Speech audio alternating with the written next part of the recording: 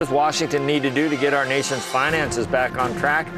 Joining us now from New York is Republican Senator Rob Portman, a member of the Senate Finance Committee and in Budget Committee. Rob, it's good to see you, Senator. Joe, thanks for having me on again, my friend. You are welcome.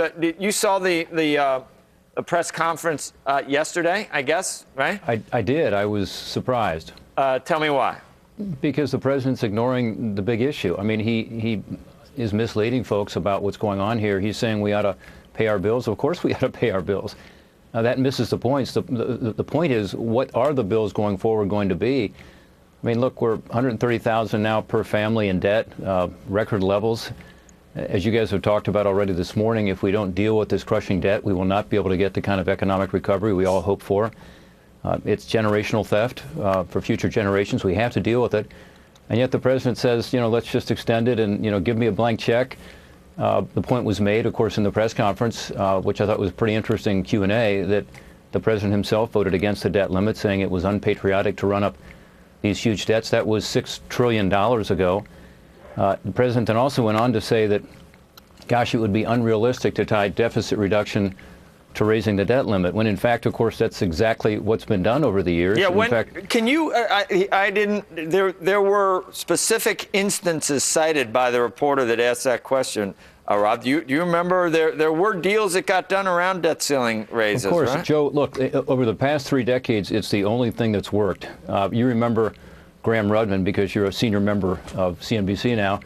But back in the back in the 80s, Graham Rudman actually was put in place. Remember that it had rescissions and actually had reductions in spending at a time when our debt was much smaller than it is today, and our annual deficits were much smaller. We've never had a $1 trillion deficit until the last 4 years. That was done in the context of a debate over the debt limit.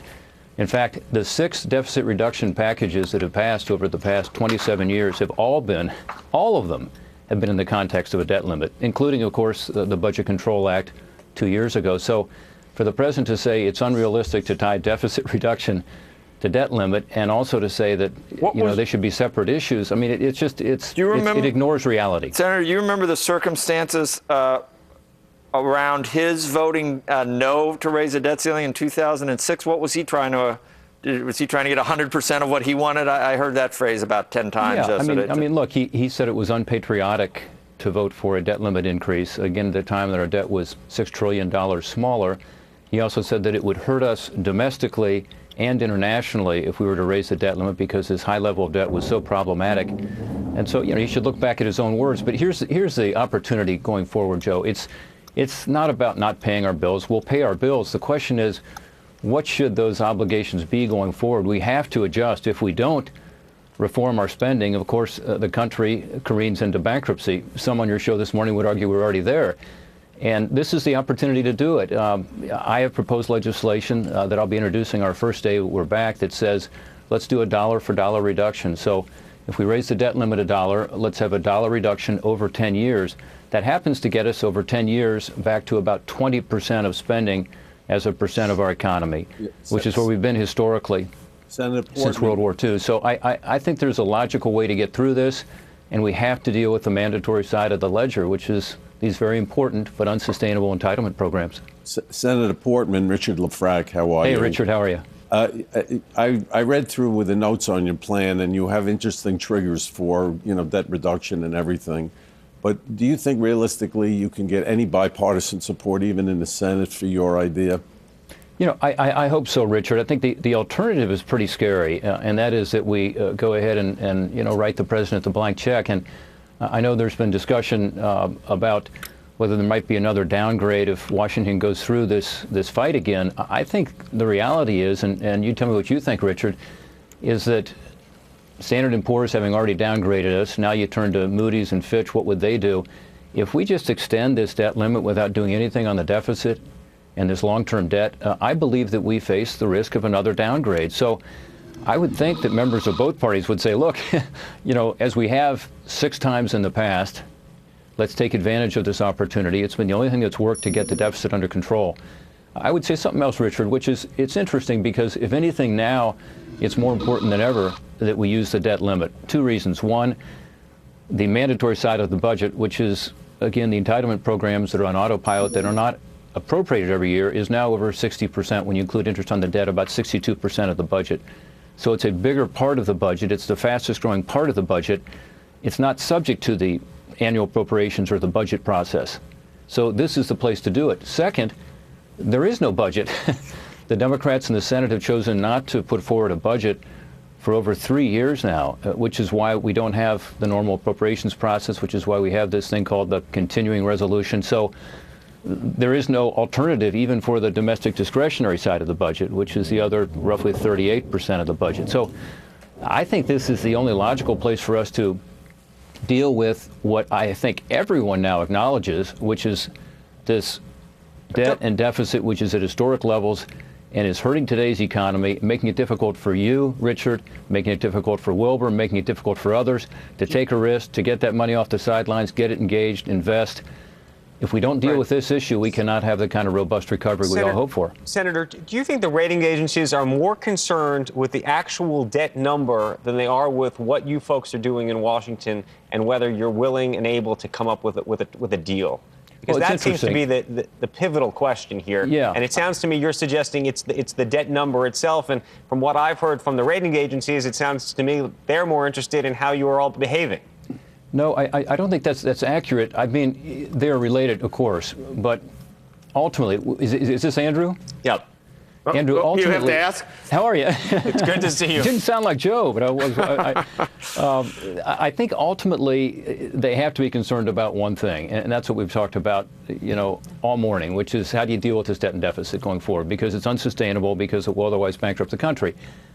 The question is, how do we put something together that can be passed in the House and the Senate, as Richard says, and signed by the president? So, I mean, ultimately, it's about using this opportunity in a constructive way. So it's not about, to me, whether or not we have a fight over this. Unfortunately, we're going to have a fight because the president seems to have dug in his heels, and he seems to be saying in an unprecedented way, because in the past, presidents have worked with Congress to try to put together something on deficit reduction. He seems to be saying we're not going to do it, so we're going to have this fight. Ultimately, we've got to resolve it. The proposal that I've made is one way forward. There are other ways forward. We need a responsible approach to this, but we cannot allow this opportunity to go forward without dealing with the underlying problem. Senator, I know that you know the budget inside out. As a former director of the OMB, you have a much better knowledge of this than most people.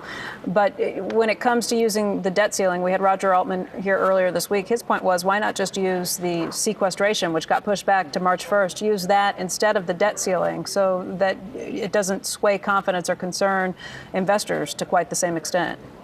Yeah, Becky, that's fine. The problem is that was the last debt limit increase. In other words, the 1.2 trillion is sort of already in the bank. The credit agencies, by the way, assume we're going to make those cuts. So if you're suggesting that we do additional sequestration on the smaller part of the budget, the 38% we talked about, domestic discretionary, I suppose that's one way you could go, but it ignores the fact that we've got this bigger part of the budget that's more politically sensitive, but has to be dealt with, the biggest part of the budget and the fastest growing part of the budget. And it also, is the 1.2 trillion is in the bank because of the discussions we had 2 years ago. You think the Democrats would not see that as a credible threat? They would say, go ahead, let the sequestration kick in? Well, I think Democrats and Republicans alike would like to alter the way the sequestration works, but I hope that nobody's talking about not making good on our commitment to reach the 1.2 trillion. I'm certainly not, and those of us who are concerned on the across-the-board defense cuts, I hope for the most part are saying we have to make these cuts. The question is how we allocate those cuts, because we can't back off that, Becky. I mean, that would be unbelievable that, we're now negotiating on something we agreed to 2 years ago at a time when the debt was a couple $1 trillion less. I mean, that makes no sense. We've got to be sure that we are making progress moving forward. This debt limit discussion is an opportunity to do that. We don't have to make these cuts in the way the president talked about at his press conference, by the way. I thought it was incredibly irresponsible for the president to say Republicans are talking about slashing spending. He said they want to gut Medicare and Medicaid. That's not the point here. It's being sure these programs are saved and preserved for future generations. And everyone, including the president, who's talked about this in the past, understands the need to do that. Right. You forgot about cutting off people with disabilities and autistic children. You forgot about a lot of things that you Republicans are trying to do. Thank you, Joe. You got to remind me what I'll remind you. I'll remind you, Buster. All right, Senator. Yeah. Thank you. We appreciate your time. Thanks, guys. Thanks for having me out again. Okay.